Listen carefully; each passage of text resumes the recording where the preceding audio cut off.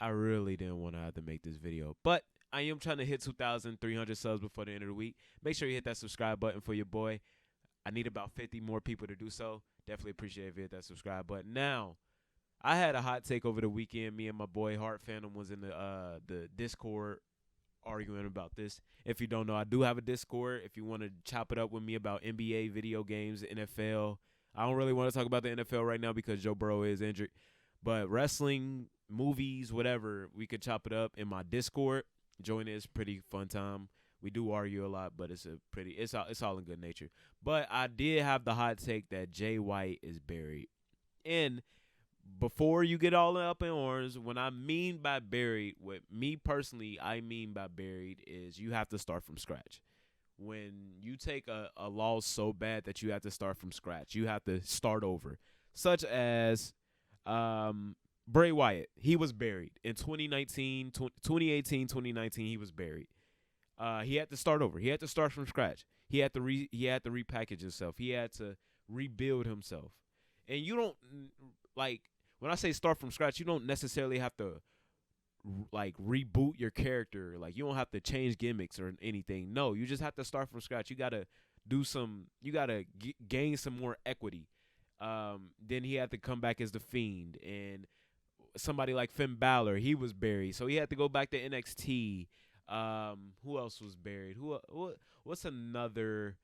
I think Kofi Kingston was buried by Brock Lesnar, and he's never recovered. I'm trying to give you I don't think Wade Barrett ever recovered from the Nexus properly. He did in other ways, but I think Randy Orton was buried in 2005, I believe, 2004, 2005 as his first face run. If you guys remember that, he was buried, and it took a while for him to. Well, it didn't take a while. He just had to turn into a bad guy, and then the Undertaker feud. That's what I mean by Jay White. He has to start from scratch.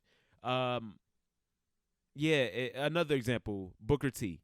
He got buried at WrestleMania 18.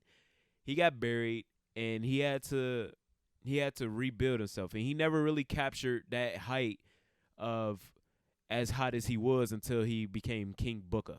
But even then, he had to be a heel. So I think Jay White, I don't think he necessarily has to be a face now, but he has to start from scratch. He just lost Juice Robinson, so it's definitely an uphill battle, but I can't take him serious. He lost to MJF on one leg.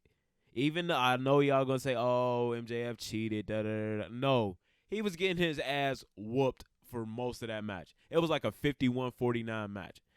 Not 51-49. It was about a 60-40 match. Like MJF got his moves in. He got the kangaroo kick in. He was about to dive, I believe. And yeah, MJF was giving him the work. He did a CM Punk diving elbow on that man. Like, man, Jay White got worked. If it was like Bret Hart roll up after getting powerbombed 30 times, you know what? Cool. But it was so weird. The booking was so weird. It was like Tony Khan didn't trust Jay White and MJF to have a 5-star match or a great match without no overbooked nonsense. The main event was overbooked for no reason. When you have Daniel Bryan versus CM Punk, you don't need to add an injury storyline to that. No, you just give them 15 minutes and they'll make magic. Like unless it's stuff like you don't need stuff to, if you want to add stuff to raise the stakes, like John Cena versus CM Punk. If John Cena loses, he gets fired. CM Punk is about to leave the company, or John Cena versus CM Punk, like a January Raw or something. I think it was like a February Raw, to see who faces The Rock at WrestleMania, where CM Punk did the power driver to John Cena. Like, if you want to add some stakes to it, fine. Like if MJF lost, he couldn't he couldn't team with Adam Cole or something. I don't know, but to add the caveat that, like, to add the storyline that MJF is dealing with an injury and he becomes Super Cena, like, no, man, that just doesn't work.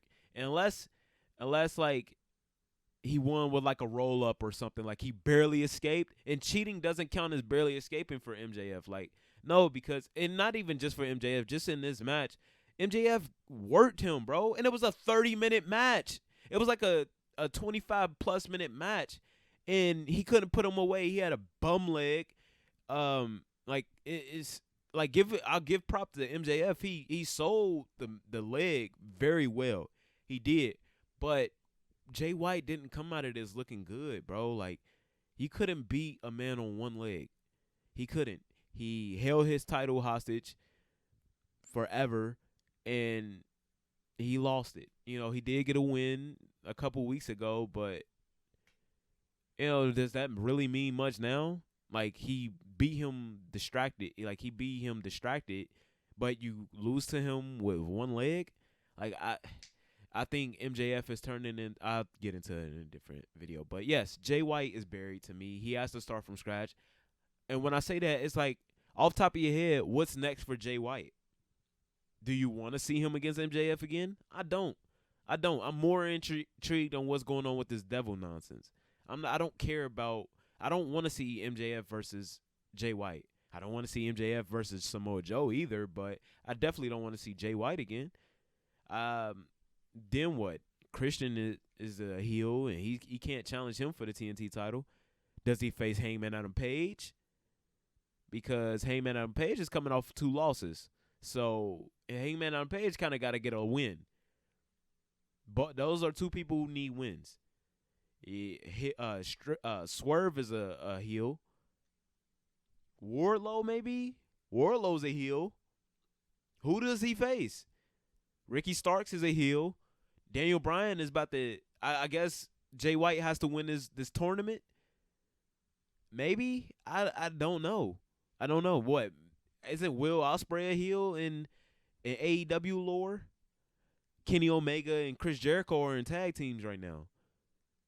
Like who's the guy for Orange Cassidy? Maybe, but then what? Are you going to take the title right off of Orange Cassidy again? I just that seems like the best, I don't know. I think you want to avoid a Darby Allin or something like that because it just seems like that's who people go when they don't have anywhere else to go, So I think I'll pass on maybe a Hook. I'll be interested in a Hook storyline, but I don't. Do you trust Tony Khan to book a Hook and Jay White storyline properly? Me personally, I don't. Do you think Hook is ready for that? I do. I would love to see Hook even if he loses the feud, I would love to see Hook in that position, but I don't trust Tony Khan's booking. Like what? Do him and the Guns go after the trios? I just don't know what's next for Jay White. And that's the problem with AEW. You lost your only face star, your only other face star. The other ones are in tag teams. The other ones are too old and can't hold up. And it's just I think my biggest problem was like Jay White to me, like Will Ospreay is taking Jay White's position as Kenny Omega. And to put that into context, Kenny Omega to me was always somebody I heard of as like, oh, he's the greatest, he's the best, he's, but he's on the indies, so you don't really know much about him. So I was like, okay, you're hyped to see him. And Jay White was so hyped, like, oh, Switchblade, there is a what's that called? A bidding war for his services, and WWE wants him and AEW wants him. He's such a hot free agent. And then he gets here, and then he's like, he does nothing until Collision comes, and CM Punk basically saves him. CM Punk's booking, I'm crediting that to CM Punk. I'm sorry, because his booking before CM Punk has been bad, and his booking after CM Punk has been bad. So I'm crediting that to CM Punk. Yeah, so they ruined his momentum, and they're going to do the same with Will Ospreay, but that's also in the next video. So let me know what you guys think about this in the comments. Do you also think that Jay White is buried? I do. But have a good one. Make somebody smile today. Again, hit that subscribe button. I'm trying to hit 2,300 subs before the end of the week. Need about 50 more people to do so. Hit that subscribe button for your boy. Make somebody smile today. Sub to Ag. Peace.